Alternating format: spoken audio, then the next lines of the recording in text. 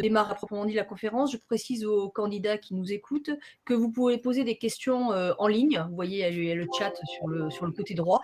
Donc, n'hésitez surtout pas à y répondre. On prendra un temps en fin de conférence pour essayer de répondre à vos questions et vous donner les clés pour trouver le job de vos rêves, en tout cas on l'espère. Donc cette conférence, elle est consacrée au monde de l'assurance. Un secteur qui, on le verra tout à l'heure, mais se porte à merveille, et surtout un secteur qui recrute avec une palette de métiers très, très conséquente. Vous pouvez être actuaire, chargé de projet, commercial, chargé de relations clientèle. Enfin bref, il y a toute une palette de métiers qui sont tous extrêmement dynamiques. Donc nous avons invité sur ce plateau virtuel pour en parler Philippe Monnier. Alors je ne suis pas galant, mais il y a une raison à cet ordre-là. Philippe Monnier qui est... vous êtes responsable du secteur études à la Fédération française de l'assurance. Bonjour et bienvenue. Bonjour. Merci. À vos côtés, Aline Julet. Bonjour aussi. Bonjour. Donc vous êtes responsable du pôle recrutement chez Covéa, qui est un groupe d'assurance mutuelle française et qui réunit différentes marques, MAF, MMA, GMF, pardon. Vous nous en direz plus tout à l'heure. Alors, nous allons commencer par vous, Monsieur Monnier, pour que nous dressiez un petit peu un panorama général. Je le répète pour les candidats qui arrivent juste. Je vois qu'il y a encore pas mal de candidats qui s'inscrivent. Donc, vous êtes responsable du secteur études, emploi, formation à la Fédération française de l'assurance. Et la Fédération française de l'assurance, elle regroupe quand même toutes les sociétés d'assurance en France, c'est-à-dire à peu près 99% des entreprises du secteur. Donc, vous avez quand même une vision panoramique intéressante.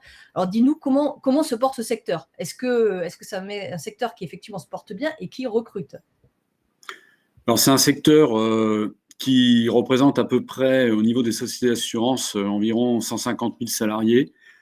Pas tout à fait, on est à 149 100 pour être précis, selon les dernières statistiques que l'on a de l'emploi dans les secteurs des sociétés d'assurance. C'est vrai que si on y ajoute aussi d'autres professionnels de l'assurance que, par exemple, sont les agents généraux d'assurance et leurs collaborateurs, ou éventuellement les courtiers d'assurance et leurs collaborateurs, on est un secteur qui, globalement, regroupe à peu près 255 000 personnes en France. Donc, ce n'est pas un secteur qui est, on va dire, très important par les effectifs, puisque c'est à peu près 1% de la masse des salariés qu'on va trouver en France. En revanche, c'est un secteur qui est important, je pense, sur plusieurs points de vue. D'abord, sur un point de vue, on va dire, rôle dans la société. Le rôle de l'assurance, aujourd'hui, il est important et il y a pas mal de sujets et de thèmes sur lesquels c'est pas la peine de revenir, mais si on pense au climat, à l'environnement, si on pense à la santé, si on pense à la retraite, si on pense à plein de sujets qui touchent à la vie, en fait, quotidienne de tous des particuliers ou des entreprises, qui montre l'intérêt de l'importance de ce secteur. Et c'est vrai qu'on est un secteur qui contribue aussi beaucoup du fait qu'en fait, on collecte un certain nombre de cotisations qui sont d'ailleurs redistribuées aussi chaque année. Mais ça fait des flux financiers qui servent beaucoup pour servir au financement de l'économie, puisque en fait, l'assurance, rappelons-le, c'est quand même une perspective en général de long terme.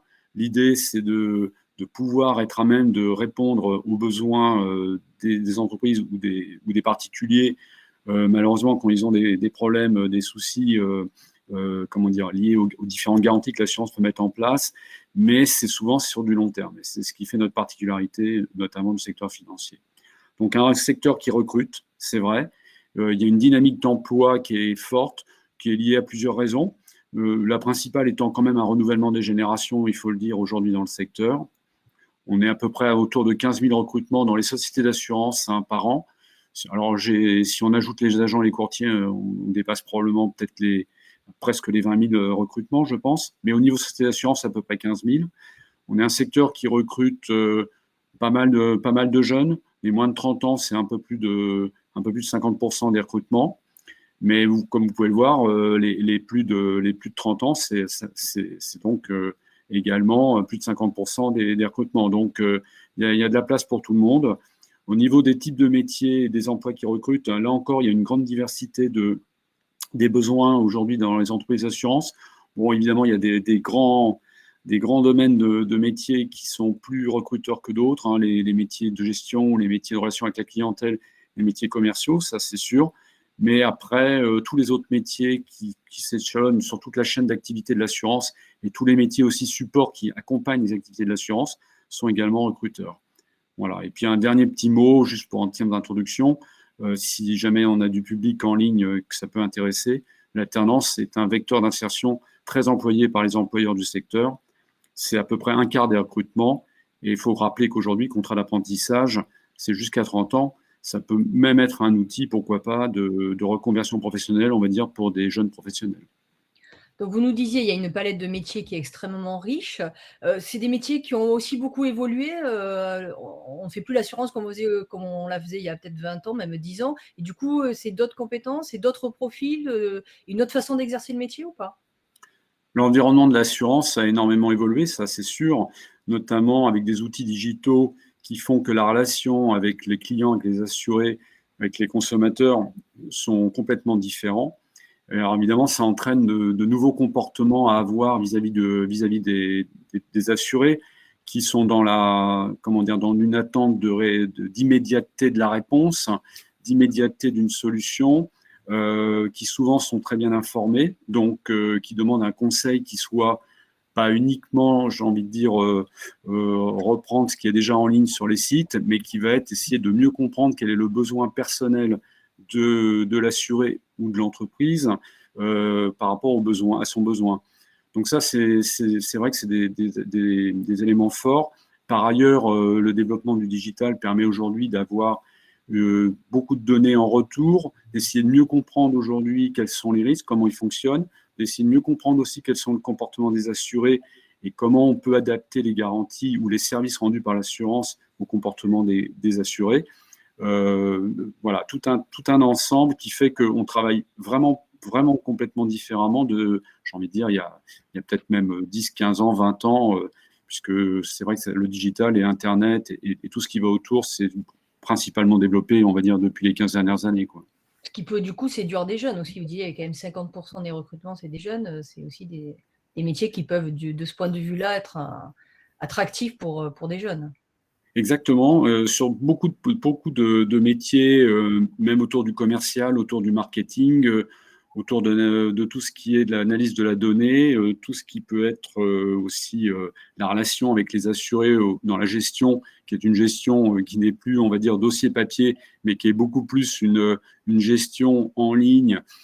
Faut venir voir un peu une plateforme d'assurance aujourd'hui, hein. Ça n'a rien à voir à ce que c'est la façon dont ça fonctionnait il y a plusieurs années. Aujourd'hui, on est dans un environnement comment dire, très informatisé, très digitalisé, avec des nouvelles technologies très présentes. Ça change complètement le travail de base des collaborateurs dans les sociétés d'assurance, ça c'est sûr. Et du coup, je rebondis sur ce que vous dites. Quels sont les profils aujourd'hui qu'on recherche, en fait, que les sociétés d'assurance recherchent?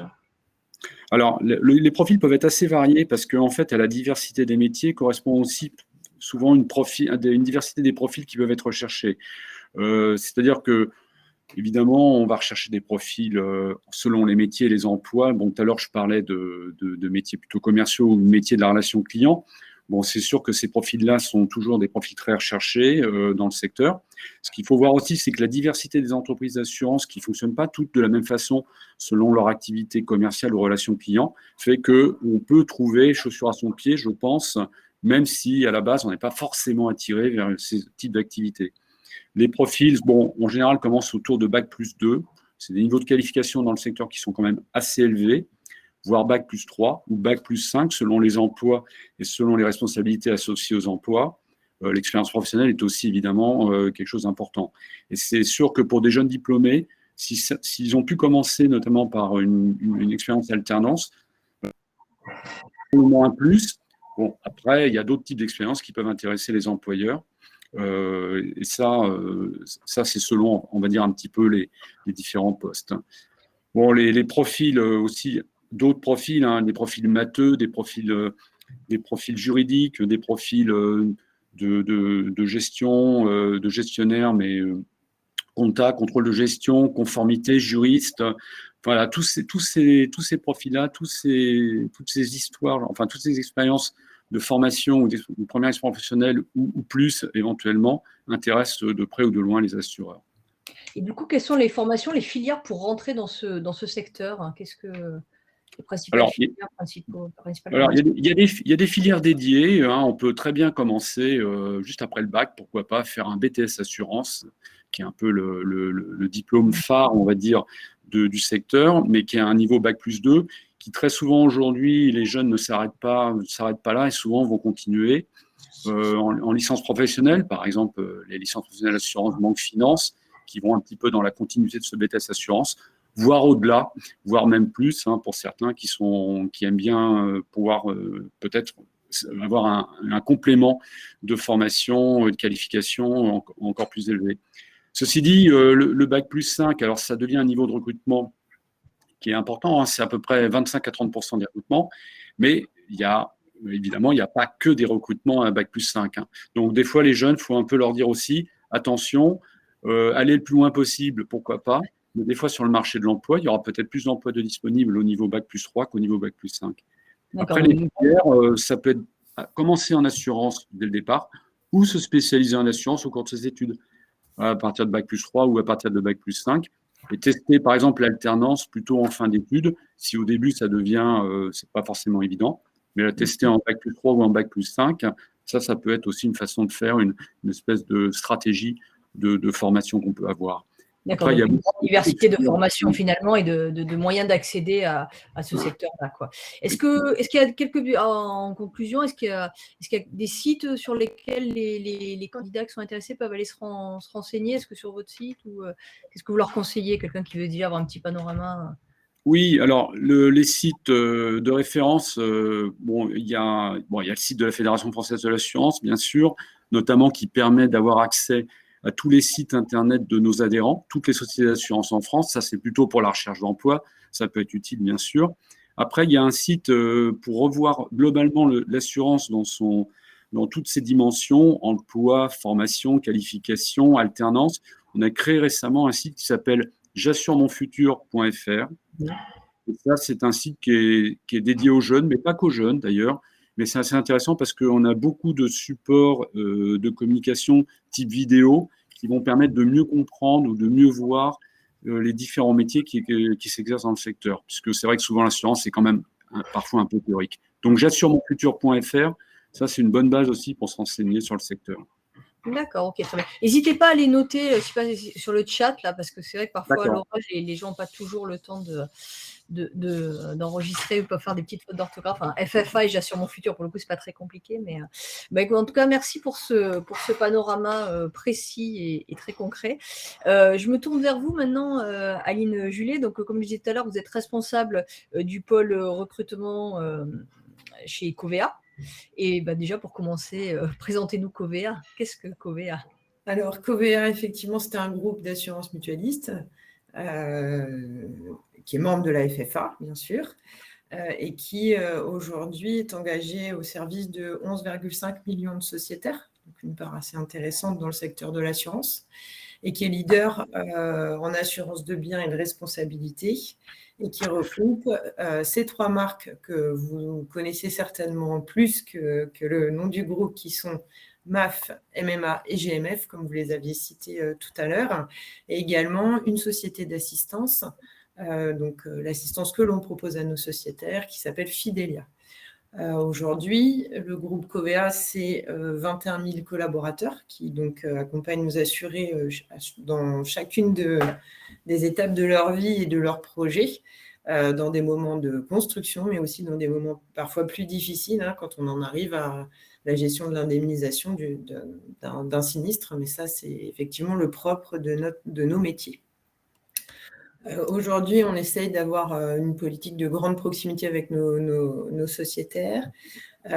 C'est plus de 2500 points de vente répartis dans toute la France. Donc, on est vraiment présent sur l'ensemble du territoire national.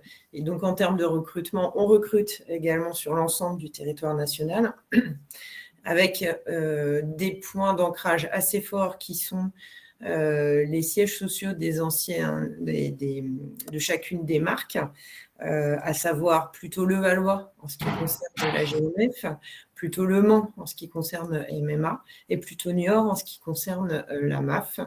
Et c'est vrai qu'on va y retrouver principalement nos fonctions dites support et qui aident à nos équipes qui sont à la fois dans la commercialisation et la gestion de l'indemnisation. Voilà un petit peu qui est le groupe Covéa. OK, merci pour cette présentation. Alors monsieur Monnier, tout à l'heure, nous disait qu'il y avait 15 000 à 20 000 recrutements, par an. Vous recrutez? Oui, je vous confirme. On s'inscrit dans les mêmes perspectives que ce qu'a annoncé monsieur Monnier. Alors, à notre échelle, on est aujourd'hui en termes de recrutement sur une volumétrie qui tourne autour de 1500 CDD par an, entre 800 et 1000 CDI par an.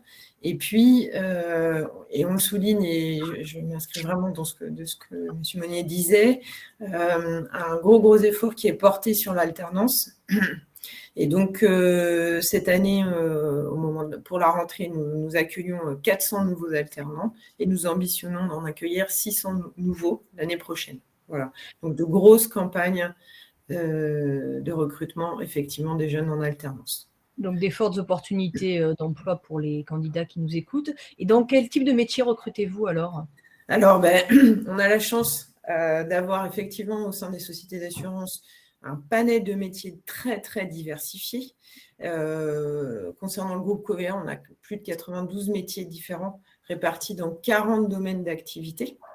Et donc, on recrute sur l'ensemble de ces 92 métiers. Alors, pour être un peu plus synthétique, principalement dans la relation commerciale, que ce soit de la vente en face à face ou de la vente à distance au téléphone, que ce soit dans les métiers de la gestion de l'indemnisation. Donc ça, ce sont vraiment les cœurs de métiers assurantiels, dont on a l'habitude de trouver dans nos sociétés. L'assistance, je vous le disais aussi tout à l'heure. Et puis, autour de tout ça, pour faire fonctionner tous ces métiers-là, on a beaucoup de métiers support, on va dire, qui sont par exemple les métiers du chiffre. Alors là aussi, c'est assez divers et varié. On a parlé de l'actuariat tout à l'heure, qui va nous servir à préciser nos tarifs et à travailler autour de la tarification. Beaucoup d'études, de chargés d'études statistiques, par exemple. Du contrôle de gestion, le domaine de la data science, évidemment, puisque on le soulignait tout à l'heure avec M. Monnier, l'arrivée de l'intelligence artificielle s'est vraiment développée dans nos entreprises, mais on a aussi du recrutement autour du marketing, évidemment de l'informatique. Je vois qu'il y a une question là-dessus, justement, informatique, est-ce que vous recrutez? Oui. Et il y avait une question au-dessus, j'en profite, sur les RH aussi. Et dans le domaine de la RH également, dans la gestion de la maîtrise des risques. Enfin voilà, on a vraiment un panel de métiers très, très diversifiés. Sur l'informatique, si je peux répondre à la question, il est vrai que les sociétés d'assurance pourraient avoir une image un peu vieillissante de la gestion de l'informatique comparée à une start-up, par exemple. Si je m'inscris là-dedans, parce que pour votre information, on a 1800 de nos collaborateurs qui travaillent à l'informatique. Donc, c'est vrai que ce sont des grosses machineries, des grosses structures. Pour autant, on a là encore une diversité de technologies sur des technologies qui sont un peu plus anciennes pour le maintien de certains logiciels développés en interne, mais également, on va jusqu'à des technologies très, très récentes. Pour vous citer quelques exemples, aujourd'hui, les équipes de l'informatique, elles travaillent sur des mises en place de chatbots, voicebots pour nos sociétaires, tout ce qui tourne autour du deep learning, machine learning, de l'analyse sémantique, pour justement faire gagner du temps également à nos sociétaires dans le traitement et la prise en compte de leurs demandes, notamment en cas d'indemnisation.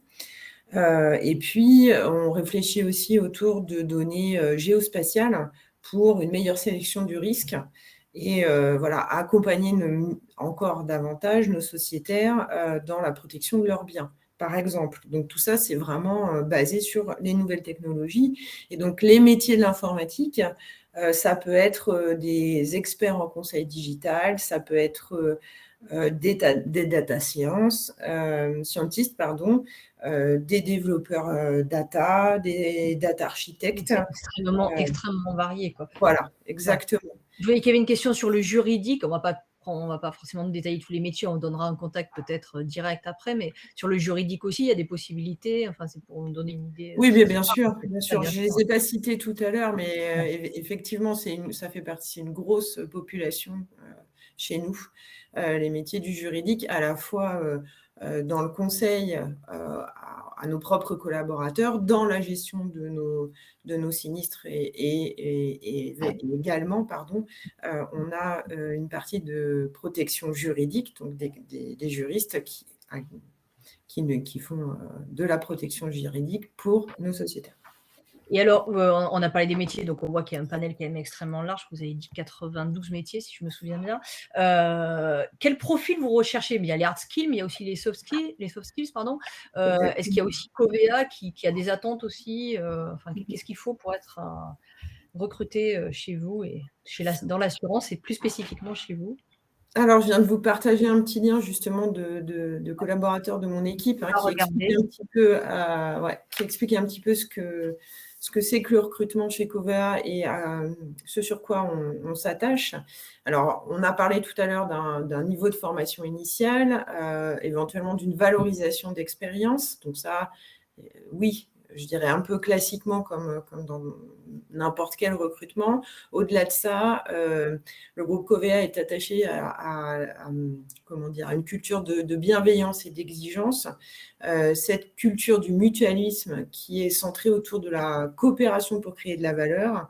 Et donc, ce qu'on va aller rechercher dans la motivation de nos candidats, c'est effectivement cet esprit collaboratif, bienveillant, qui est nécessaire en fait pour une meilleure intégration dans le groupe. C'est aussi être en capacité de témoigner d'une envie, d'une implication. On a la chance dans le groupe Covea de pouvoir ouvrir des parcours professionnels assez longs, de faciliter les mobilités internes. Tout à l'heure, je vous ai donné une volumétrie de recrutement externe. Il faut savoir que chez Covea, on gère environ entre 1000 et 1500 mobilités internes à l'année. Ça veut dire que voilà, on crée des parcours professionnels vraiment pour nos collaborateurs, à la fois pour enrichir leur employabilité, leur permettre de vivre une expérience longue au sein du groupe, et puis également pour le groupe, quelqu'un qui est passé par plusieurs domaines d'activité, c'est enrichissant. Donc voilà ce qu'on recherche en fait de la part de nos candidats, c'est aussi d'avoir cette volonté, cette curiosité d'investiguer plusieurs métiers, plusieurs parcours pour enrichir aussi la vie au sein du groupe et vraiment travailler autour de l'humain, du collaboratif, de l'esprit d'initiative, de la coopération. Ça fait partie des valeurs socles qui sont même d'ailleurs présentes dans nos entretiens annuels et suivis par l'ensemble des managers. Je rebondis parce qu'il y a toute une série de questions en fait sur la formation.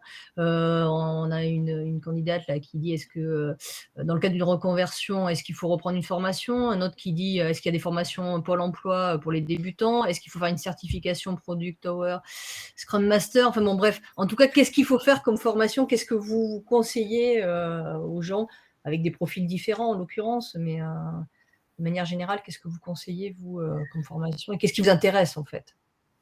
C'est ce qu'on se disait. Enfin, les typologies de postes sont tellement diverses et variées qu'il m'est difficile de donner une seule et bonne réponse à cette question. Pour autant, il faut bien regarder les descriptifs de postes. Certains sont, je vais dire, des postes d'entrée dans un groupe comme le nôtre qui ne nécessitent pas forcément un diplôme au démarrage, et on le disait tout à l'heure, puisque on a la chance aussi, au sein du groupe Covea, d'avoir un organisme de formation intégré et qui, notamment sur les métiers de la relation client, de la gestion indemnisation, va nous permettre de former nos nouveaux entrants. Après, sur des métiers plus techniques, effectivement, on est plus à la recherche d'un premier niveau de diplôme. Et c'est ce qu'on se disait tout à l'heure. Hein, c'est sur ces métiers un peu plus techniques qu'on va aller chercher des bacs plus 4, des bacs plus 5, ce que M. Monnier soulignait. Et là, effectivement, en général, dans nos offres d'emploi, sont spécifiés le niveau de technique attendu. Et pour le coup, il serait peut-être intéressant dans ce cadre-là d'avoir la formation et donc peut-être de compléter en fonction du profil de chacun. Et alors, la dernière opportunité qu'on va dire, qu'on offre également, et je reviens sur l'alternance, hein, c'est ça aussi. Je vais vous poser la question. Parfois, la reconversion passe aussi par des contrats de pro, on le disait aussi tout à l'heure, et c'est une très bonne option de reconversion, puisque j'ai cru comprendre qu'il y avait une question autour de la reconversion, voilà, de reprendre des études dans le cadre d'une alternance qui fait qu'aussi on a le théorique et la pratique en lien. Et chez Covea comme ailleurs, souvent l'alternance est aussi un premier pas dans l'entreprise avant un recrutement définitif en fait. Et tout à l'heure, je rappelle le chiffre pour ceux qui n'auraient pas entendu au début, il y avait quand même un quart des recrutements se font via l'alternance, ce qui est quand même conséquent. Hein. Oui. C'était une volonté forte aussi du groupe de se positionner en termes de soutien des jeunes, notamment au regard des 2 ans qu'on vient de passer et de la crise Covid.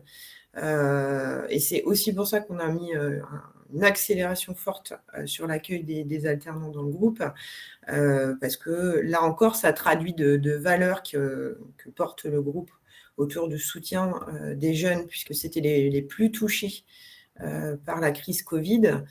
Et donc, il était important aussi d'un point de vue sociétal de jouer à plein le rôle de soutien dans la formation et l'accès à la formation des jeunes, parce que je le rappelle, les études dans le cadre de l'alternance, en tout cas la part de l'école est financée par l'employeur. Donc là aussi, c'était un axe fort de la bienveillance et du soutien apporté aux jeunes par le groupe Covea. D'accord. Il y a une question justement, parce que là, on inquiète les gens qui ont peut-être plus de 25 ans, mais il y a une limite d'âge pour l'alternance et au-delà de ça, est-ce que M. Monnier nous disait tout à l'heure 50% de jeunes, 50% de seniors, en tout cas moins jeunes, on va dire. Chez Covea, c'est quelque chose aussi qu'on retrouve. Est-ce que vous panachez aussi? Est-ce que vous privilégiez les jeunes? Alors, sur les jeunes dans le monde de l'assurance, mais est-ce que vous allez au-delà? Sur les contrats d'alternance, c'est vrai que c'est souvent un public de moins de 25. On a des contrats de pro également, donc plus de 26 ans.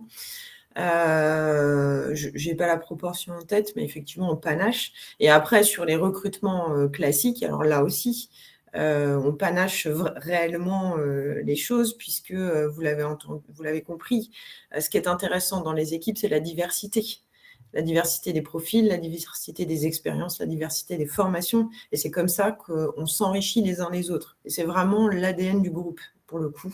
Et donc oui, on n'est pas 100% focalisé sur les jeunes ou pour les plus de 50 ans. Voilà, on essaye d'avoir vraiment cette diversité au sein de nos équipes, hommes, femmes, différences de formation. Enfin voilà, on essaye d'avoir cette mixité, cette diversité, ce qui est vraiment très, très enrichissant. Et si je peux ajouter un petit mot, Nathalie Perrier, excusez-moi, voilà, pour rebondir sur ce que dit Aline Julet, sur cette diversité, un élément aussi important pour lequel les entreprises essayent de dépensent beaucoup d'énergie pour les attirer, c'est au niveau du public de personnes en situation de handicap. Ça, c'est également un point sur lequel on peut aussi souligner, qui est important. Et aujourd'hui, les entreprises d'assurance n'arrivent pas à avoir on va dire, le niveau requis, soi-disant, normalement obligatoire au sein des entreprises d'assurance. Mais là-dessus, ça, je peux vous dire qu'il y a une véritable énergie qui est mise en place pour attirer, si possible, les personnes en situation de handicap. La difficulté qu'évidemment que vont avoir les assureurs, c'est par rapport au niveau de qualification, car on sait que malheureusement, les personnes en situation de handicap n'ont pas toujours le niveau de qualification au regard des profils recherchés par les entreprises. Ceci dit, il y a des dispositifs qui existent, comme les préparation opérationnelle à l'emploi ou d'autres types de dispositifs qui peuvent permettre à ces personnes de venir dans le secteur. Bon, voilà, c'était juste une petite parenthèse. Excusez-moi de vous avoir interrompu. Non, mais au contraire, c'était très bien précisé. Je vous laisse rebondir, Madame Julet. Ouais, j'appuie vraiment sur le propos, d'où l'importance aussi. Alors, chez Covea, tous les postes sont dits accueillants. On a la chance d'être sur du tertiaire et quand même d'avoir des adaptations au poste et des moyens pour adapter nos postes de travail à différentes typologies de handicap. Donc ça, c'est quand même un vrai plus. Et puis, là encore, nos postes en alternance peuvent permettre de répondre à cette problématique de qualification des jeunes en situation de handicap et de les aider à acquérir ces niveaux de qualification-là. Donc ça aussi, oui, c'est quelque chose qui est très important au sein du groupe Covea. Mais je partage les difficultés à identifier des personnes en situation de handicap sur nos postes. Alors, on a quand même pas mal de gens qui sont intéressés par votre groupe, hein, c'est plutôt une bonne nouvelle. Comment vous faites pour recruter? Est-ce que c'est via les réseaux sociaux, via les sites? Enfin, qu'est-ce qu'ils doivent faire les gens qui sont potentiellement intéressés par votre groupe? Alors, l'ensemble de nos offres sont publiées sur notre site qui est donc covea.eu. www.covea.eu, je vous le remettrai aussi. Ouais, vous le remettrez. Voilà. Et puis, effectivement, je vous invite à aller consulter le site sur lequel soit vous pouvez répondre en direct aux offres qui sont ouvertes, hein, donc sans souci, déposer des CV. Vous pouvez aussi déposer votre CV directement depuis votre profil LinkedIn. Bien évidemment, nous sommes sur les réseaux sociaux. Nous communiquons d'ailleurs beaucoup sur LinkedIn en particulier, mais ça, ce n'est pas une surprise. Vous pouvez également sur notre site déposer vos candidatures spontanées. Si toutefois il n'y avait pas d'offre ouverte qui correspondait à votre profil au moment où vous le consultez, n'hésitez pas à nous laisser vos candidatures spontanées sur notre site. Et puis oui, on diffuse aussi sur des job boards, des agrégateurs. Vous nous retrouverez nos annonces présentes sur ces sites-là. Donc, sans hésitation, surtout, laissez-nous vos coordonnées. Et nous également, au-delà des réponses, des réponses que l'on reçoit aux offres que l'on publie, on travaille aussi directement sur notre CV Tech de candidature spontanée pour nous permettre de recontacter lorsque les profils nous paraissent en adéquation avec des postes qui sont ouverts, de recontacter les candidats qui nous auraient laissé leurs coordonnées. Voilà. Merci à vous. Il va nous rester une petite dizaine de minutes. Donc, si vous avez des questions, surtout, n'hésitez pas à le poser via le chat et je les relayerai. Je rebondis sur une question à laquelle on n'a pas répondu, qui est sur un stage. Alors là, c'est le stage de mise en situation RQTH. RQTH, je rappelle pour ceux qui ne savent pas, c'est reconnaissance de la qualité de travailleur handicapé. Mais au-delà de ça, donc il y a cette question-là, je vais que vous y répondiez je me souviens plus, à Philippe et Téna, voilà. Mais plus largement, est-ce qu'il y a aussi les stages? Vous prenez aussi beaucoup? Est-ce que c'est une voie d'entrée aussi Oui. Bien sûr. Hein, d'ailleurs, toute typologie de stage, hein, puisqu'on accueille aussi des stages de toute petite découverte, jusqu'à des stages beaucoup plus longs, hein, de 4 à 6 mois, et notamment dans les domaines assez techniques des statistiques, de l'actuariat, de l'informatique, du marketing, qui doivent produire aussi. Je souligne qu'on développe des partenariats également avec des grandes écoles qui nous permettent de travailler sur des projets communs avec les étudiants, leur proposer de résoudre des projets en commun avec l'école et évidemment faciliter leur accès aux stages et aux contrats d'alternance lorsque c'est possible. Voilà. Donc oui, on accueille aussi des stagiaires. Autre question qui s'adresse à tous les deux. Hein, est-ce qu'il y a des secteurs dans l'assurance où vous avez particulièrement du mal à recruter des candidats? Covea, en général. Alors, il y a soit des métiers hein, et je disais tout à l'heure, par exemple, les métiers de l'IT, parce que je pense que l'assurance a encore une image un peu vieillissante dans le domaine de l'informatique, alors que c'est vraiment pas le cas. Quand on compare avec une start-up, les domaines de la statistique également, parce que je pense qu'il y a d'autres métiers qui attirent aussi plus spontanément. Et après, on a aussi des difficultés sur certains bassins d'emploi. Et alors là, pour le coup, c'est pas tant lié à la nature du métier, mais bien à l'hyperdynamisme de certains bassins d'emploi, et notamment dans les grandes agglomérations françaises, qui fait qu'on peut avoir des difficultés de recrutement à Lyon, à Nantes, parce qu'il y a une hyper concurrence sur ces bassins-là. D'accord. Et Monsieur Monnier, d'une vision d'ensemble, quels sont les métiers qui sont en tension? Je dirais qu'aujourd'hui, il y a une demande des assureurs qui est assez bien répartie sur l'ensemble des métiers qu'on peut trouver dans l'assurance, hein. Il y a peut-être certains métiers pour lesquels il y a plus de tension. Les actuaires, on en cherche toujours. Des data scientists, comme le disait Madame Julet, évidemment, on en cherche. Il y a des métiers liés à la conformité, à la gestion des risques, contrôle audit. Bon, alors c'est pas forcément des volumes, évidemment, qui représentent des chiffres très importants, mais il y a quand même toujours des besoins et des recherches en cours. Si vous allez sur les sites internet des différentes entreprises d'assurance, via notre site internet de la Fédération française de l'assurance, vous pourrez vous en rendre compte. Si vous allez sur le site de l'Observatoire des métiers de l'assurance, je l'ai mis en ligne à métiers-assurance.org, vous aurez une vision globale de tous les différentes familles de métiers qui recrutent aujourd'hui, et vous verrez que c'est quand même assez bien réparti. Bon, grosso modo, quand même, tout ce qui est entre le commercial, la distribution, la relation avec la clientèle et la gestion d'administration, c'est à peu près 60% des recrutements. Et ça, notamment, souvent sur des bassins d'emploi, tels que le disait Madame Julet, pas forcément que parisiens, mais même des fois plutôt plus en région d'ailleurs. Ce qui peut être intéressant pour des candidats qui ne sont pas que parisiens, quoi, c'est clair. Est-ce que pour tous ces métiers, on a une question sur faut-il être bilingue, enfin, notamment en anglais? Est-ce que c'est dans ce secteur-là, est-ce que ça peut être rédhibitoire de ne pas être bilingue?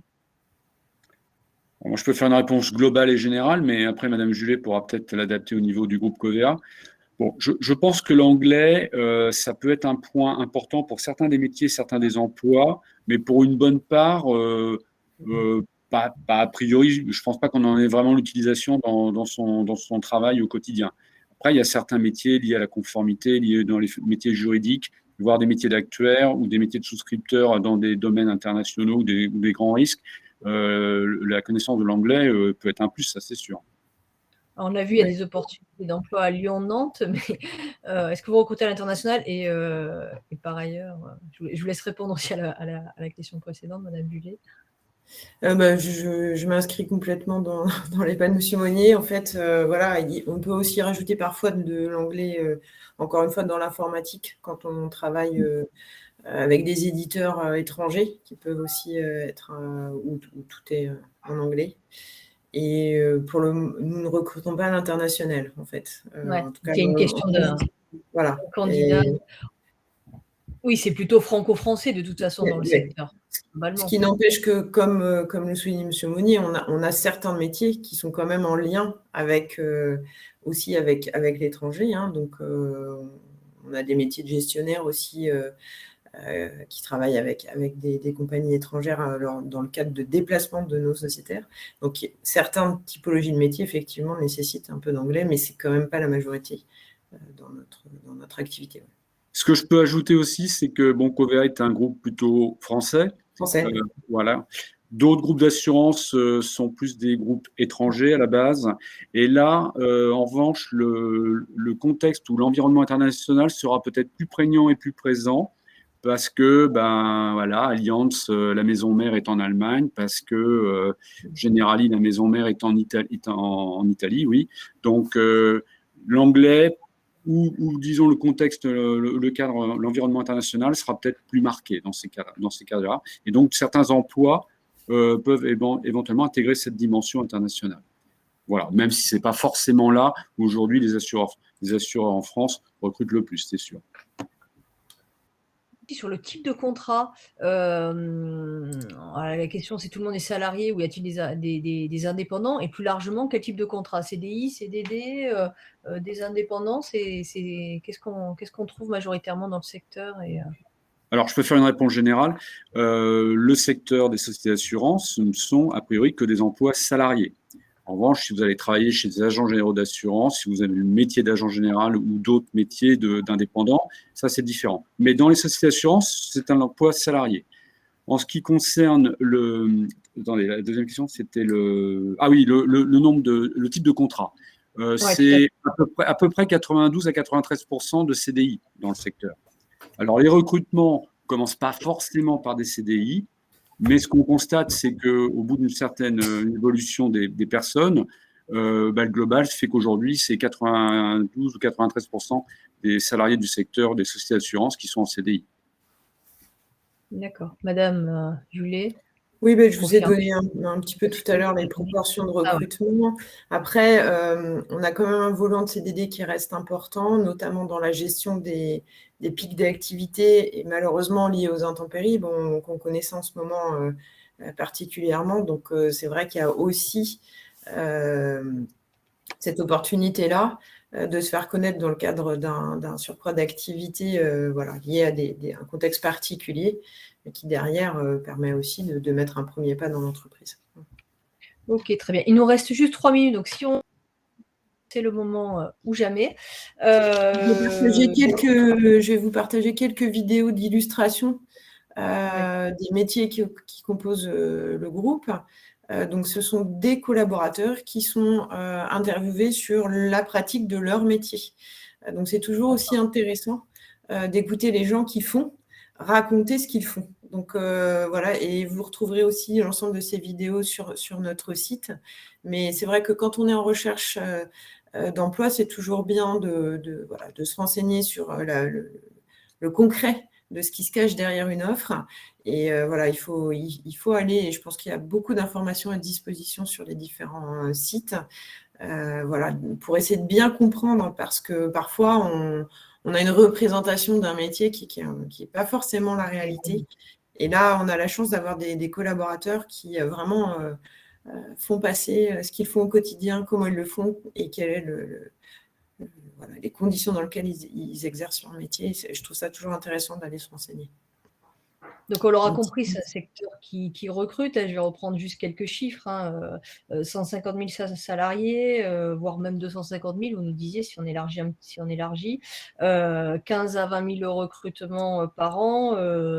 Des jeunes, mais pas que, 50-50, avec une voie privilégiée l'alternance, mais pas uniquement, et des métiers finalement extrêmement variés, quoi. Donc, pour les candidats, on a mis dans le chat, vous avez tout un tas de sites là. N'hésitez pas, FF1, enfin Covea, les liens que vous nous avez donnés. N'hésitez pas à compléter. Je vérifie juste. On a quelques questions, mais vraiment très, très précises. Après, le mieux, c'est peut-être que chacun aille vous pose directement la question ou envoie ses CV. Parce qu'on ne va peut-être pas répondre à toutes les questions les plus précises. Est-ce qu'il faut maîtriser l'outil informatique, etc. En tout cas, ce qu'il faut retenir, c'est que c'est vraiment quand même un secteur où il y a des fortes opportunités d'emploi. Vous recrutez quand même Covea beaucoup. Monsieur Monnier nous disait que c'était de toute façon de manière très générale un secteur qui est en plein boom, avec des métiers quand même qui évoluent et qui sont finalement très, très attractifs. Je vous propose de conclure cette conférence là-dessus. J'ai vu que Monsieur Monnier, vous avez encore mis un autre site, contact@ffa-assurance.fr. N'hésitez pas à reprendre tous ces sites. Et je vous remercie en tout cas tous les deux, Monsieur Monnier et Madame Julet, pour votre participation. Et merci aussi, vous avez des remerciements aussi des candidats. Et merci aussi aux candidats, enfin aux auditeurs en tout cas, pour leurs questions et leurs interventions. Bonne journée à tous, et je vous rappelle qu'il y a d'autres conférences qui sont sur le site Top Recrutement que vous pouvez aller voir. Merci beaucoup et bonne journée, bonne recherche à tous. Merci, bon courage. Merci. Merci, au revoir. Au revoir.